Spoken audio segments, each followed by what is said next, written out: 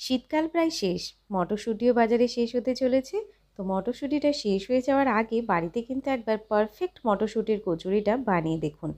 অনেকেই পুর ভরা ঝামেলা বা পুরটা ঠিকঠাক বানাতে না পারার জন্য বা ময়দাটা ঠিকঠাক করে মাখতে না পারার জন্য কিন্তু মটরশুঁটির কচুরিটা বানাতে চান না। কিন্তু এইভাবে একবার স্টেপ বাই স্টেপ ফলো করে যদি আপনারা বানাতে পারেন, তাহলে সমস্ত টিপসগুলো যে আমি দিয়েছি সেগুলো যদি ফলো করেন, আশা করি আপনারাও কিন্তু একদম নির্ঝঞ্ঝাট পারফেক্ট মটরশুঁটির কচুরি বানাতে পারবেন। আর যেগুলো কিন্তু একদম এক একটা ফুটবলের মতো ফুলে উঠবে। শুভ সকাল বন্ধুরা, আমি চন্দনা, আমার চ্যানেল বেঙ্গলি ফুড কালচারে আমি আপনাদেরকে স্বাগত জানাই। তো চলুন, আজকে কিন্তু আমি আপনাদেরকে পারফেক্ট মটরশুঁটির কচুরি দেখানোর জন্য আমি এখানে 1 কিলো মটরশুঁটি নিয়ে নিয়েছি।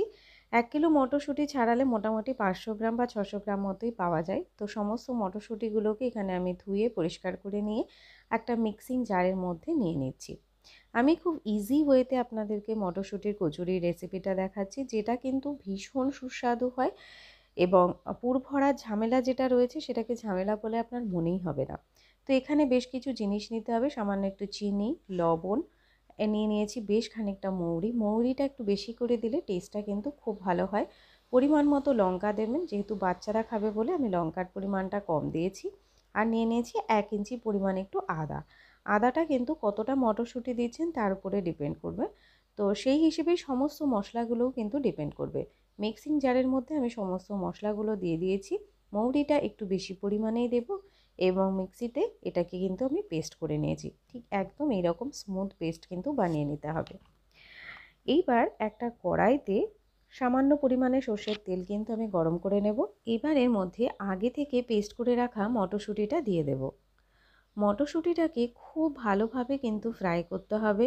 মটরশুঁটি যখন আপনি পুরটা বানাবেন, যদি এর মধ্যে সামান্য পরিমাণে ময়েশ্চারও থেকে যায় না, জল যদি থেকে যায়, তাহলে কিন্তু আপনার যে পুরিটা বানাবেন সেটা কিন্তু ভালো হবে না, কারণ পুরটা ফেটে বেরিয়ে যাবে।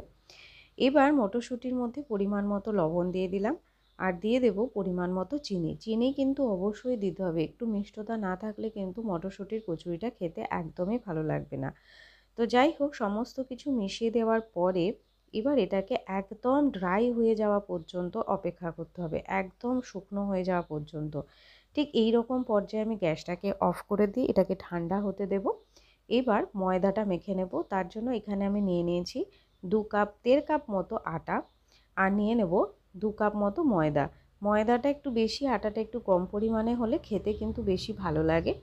হ্যাঁ, এবার আপনারা যদি চান ময়দা কম দিয়ে আটাও দিতে পারেন, তাতেও কিন্তু খুব একটা ডিফারেন্স আসবে না।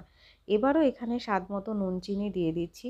চিনি আপনারা চাইলে স্কিপ করতে পারেন, বাট টেস্টের ব্যালেন্সের জন্য কিন্তু চিনিটা দেওয়া খুবই প্রয়োজন। এবার মাঝখানে একটু জায়গা করে নিয়েছি আমি এখানে। এর মধ্যে সামান্য একটু কিন্তু আমি তেল দিয়ে দেবো ময়াম দেওয়ার জন্য। এই পর্যায়টাও কিন্তু খুব ইম্পর্টেন্ট। ময়ামটা খুব ভালোভাবে হাতে ডলে ডলে একদম ঝুরঝুরে হয়ে যাওয়া পর্যন্ত দিতে হবে। যে কোনো লুচি, পুরি এই জাতীয় জিনিস বানানোর সময় কিন্তু ময়াম দেওয়াটা ভীষণ জরুরি।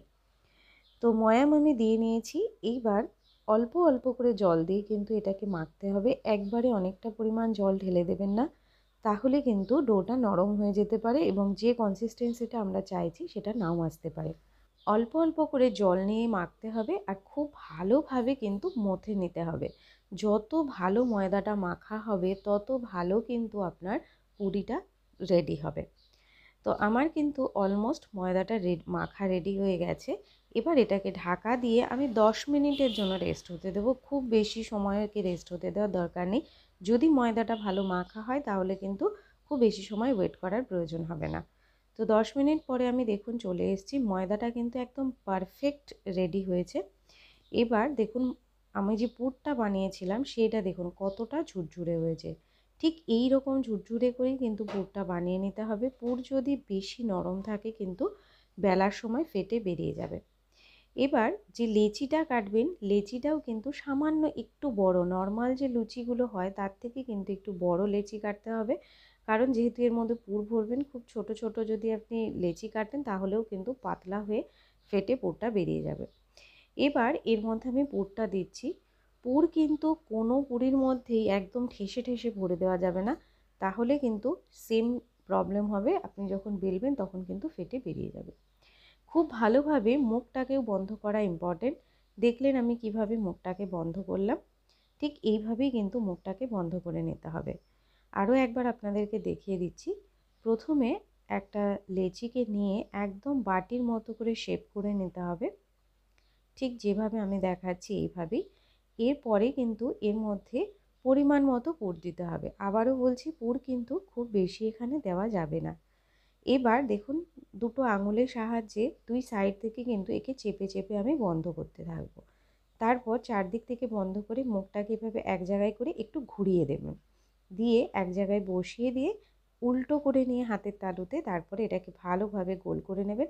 দেখবেন আর কিন্তু কোনো দাগ থাকবে না এবং সুন্দরভাবে কিন্তু বেলতে পারবেন। আর যেই দিকটা জুড়েছেন বেলার সময় কিন্তু ওই পাটটা নিচের দিকে দিয়ে বেলবেন চাকির ওপরে, তো তাহলে কিন্তু ফাটার চান্স একবারেই থাকবে না। সামান্য একটু তেল মাখিয়ে নিয়েছি। এবার এটাকে খুব হালকা হাতে বেলতে হবে। দেখুন আমি কিন্তু বেলার সময় কোনো রকম প্রেশারাইজ করছি না, সুন্দরভাবে হালকা করে বেলছি এবং বেলাটাও কত স্মুথ হচ্ছে, ফেটেও যাচ্ছে না এবং সুন্দর কিন্তু গোল হয়ে বেলাটা হয়ে গেছে।